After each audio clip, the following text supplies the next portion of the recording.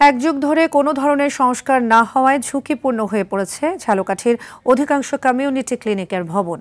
অনেক সময় খসে পড়ছে পলেস্তারা, দেবে গেছে ভবনের মেঝে।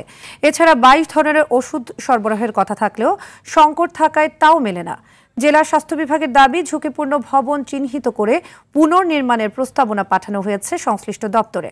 ঝালকাঠি প্রতিনিধি জহিরুল ইসলাম জলিলের পাঠানো তথ্যচিত্রে আরও জানাচ্ছেন আবরার মাহি।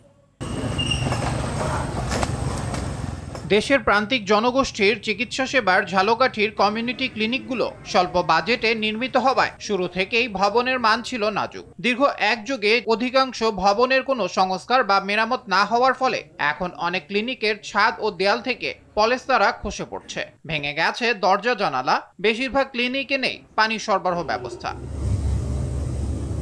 ঝুঁকিপূর্ণ ভবনগুলোতেই প্রতিদিন সেবা দিতে গিয়ে বিপদের মুখোমুখি হচ্ছেন স্বাস্থ্যকর্মীরা। দীর্ঘদিন ধরে ওষুধের সরবরাহ বন্ধ থাকায় স্বাস্থ্যকর্মীদের উপর চাপও বাড়ছে। 9 মাস থেকে ওষুধের কোনো সরবরাহ নাই, এখানে অনেক রোগী এসে ফেরত যায়।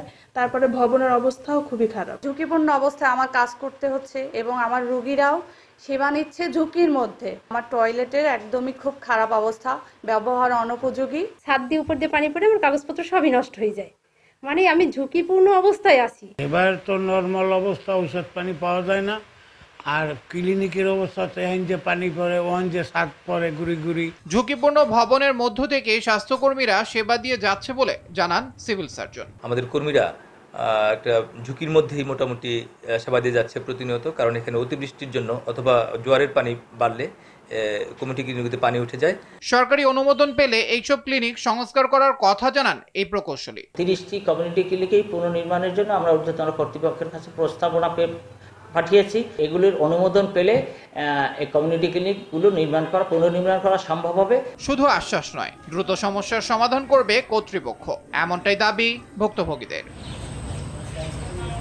আবরার মাহি, RTV।